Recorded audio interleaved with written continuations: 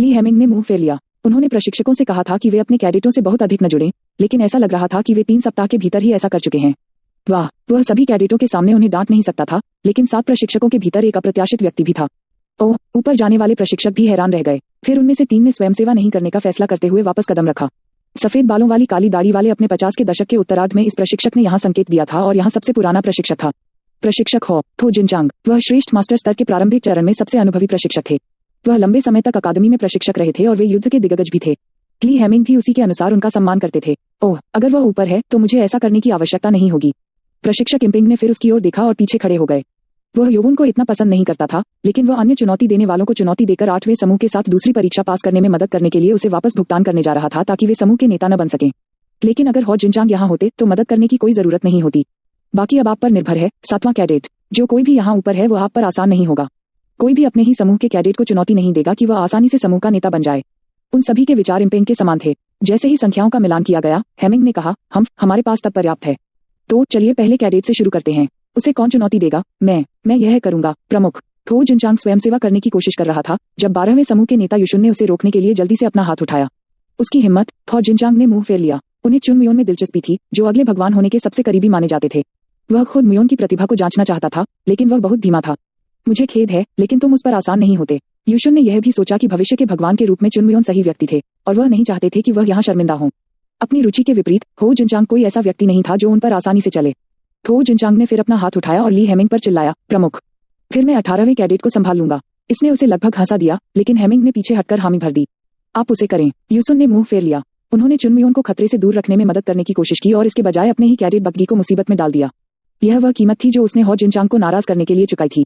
और चुन योवुन के लिए उन्हें पहले समूह के प्रशिक्षक सांग मुन्यो के साथ जोड़ा गया था। वह परिणाम के बारे में खुश था क्योंकि सांग मुन्यो शुरू से ही चुन योवुन से लड़ना चाहता था। आप में से 2 पहले शुरू कर सकते हैं। चुन मुयो और युशु ने एक दूसरे को देखा, झुके और अपने रुख को पढ़ा। जब वे तैयारी कर रहे थे, चुन योवुन की आंखें कांप उठीं और उनमें सफेद रोशनी चमक रही थी। चुन मुयो ने पहले आरोप लगाया, समझदार कबीले 2 मार्शल आर्ट तकनीकों में विशिष्ट हैं, समझदार दानव तलवार और बहने वाला बादल हथेली। अच्छा, युसुन चिल्लाया। पंत में मार्शल कलाकारों के लिए भी, उनके लिए 6 कुलों के सदस्यों के खिलाफ लड़ना आम बात नहीं थी। वह अपनी खुद की मार्शल आर्ट से लड़ना चाहता था, लेकिन उसे 7 डायमंड स्वॉर्ड का इस्तेमाल करना पड़ा, जो एक नकारात्मक पहलू था। युशुन ने बचाव के लिए रक्षा गठन या 5वीं तलवार का इस्तेमाल किया। चुन योवुन ने अपनी आंखें सिकोड़ ली। क्या आंदोलन परिचित थे, लेकिन वह सिर्फ एक बार गठन का मुकाबला नहीं कर सका। चुन मुयोन फिर अपने अगले हमले पर चले गए। युशुन शक्ति के स्तर से चकित था। ऐसा लग रहा था कि अगर वह मुयोन को कम करके आंका तो वह हार जाएगा। आइए उसे कैडेट के रूप में न माने। चुन मुयोन पहले से ही एक दस्ते के नेता के स्तर पर थे। युशुन ने अपनी 2 तलवारें और 3 तलवारें अपनी हथेलियों से ढक दी, जिससे उसकी दृष्टि ढंक गई।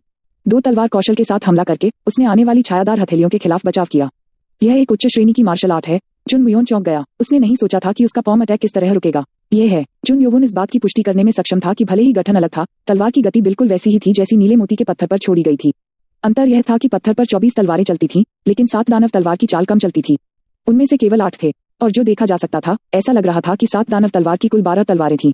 अगर यह वही गति है जो उस पत्थर पर छोड़ी गई थी, तो क्या यह तलवार दानव था जिसने निशान छोड़ा था? यह अभी तक सिद्ध नहीं हुआ था, लेकिन इसकी बहुत संभावना थी।